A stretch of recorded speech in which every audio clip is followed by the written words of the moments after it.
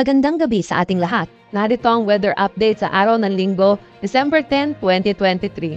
Wala pa rin tayong binabantayang anumang low pressure area or bagyo sa loob at labas ng ating Philippine Area of Responsibility. Pero itong easterlies o yung mainit na hangin na nanggagaling sa dagat Pasipiko ang umiiral dito sa buong bansa natin.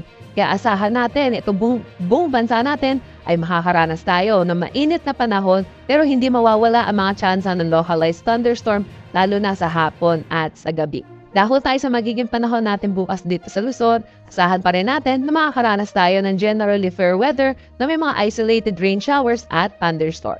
Dito sa Metro Manila, maglalaro ang temperatura between 23 to 34 degrees Celsius. Lawag 25 to 33, Tugigaraw 24 to 32, at Baguio 17 to 25 degrees Celsius. Para dito sa Tagaytay, asahan natin ang 23 to 31 degrees Celsius ng temperatura. Legazpi 25 to 32, Calayan Islands at Puerto Princesa, asahan natin ang 25 to 33 degrees Celsius. Dako naman tayo dito sa Visayas at Mindanao, asahan pa rin natin na magiging maliwalas ang panahon. Dulot pa rin netong easterlies.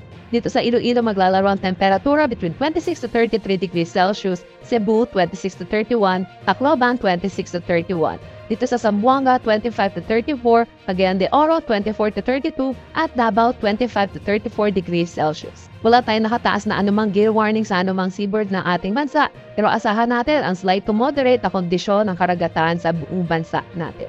Para naman sa magiging panahon natin sa susunod na 3 araw sa mga piling syudad sa ating bansa, asahan natin dito sa Metro Manila, Baguio at Legazpi or dito sa Luzon ay by Wednesday magkakaroon tayo ng surge ng northeast monsoon or ng hanging amihan. So dito sa Metro Manila at Baguio makakaranas tayo ng bahagya hanggang sa maulap na papawirin na may mga pulu-pulong may hinang pagkulan. Dito naman sa Legazpi by Wednesday makakaranas tayo ng maulap na panahon na may mga may hinang pagkulan.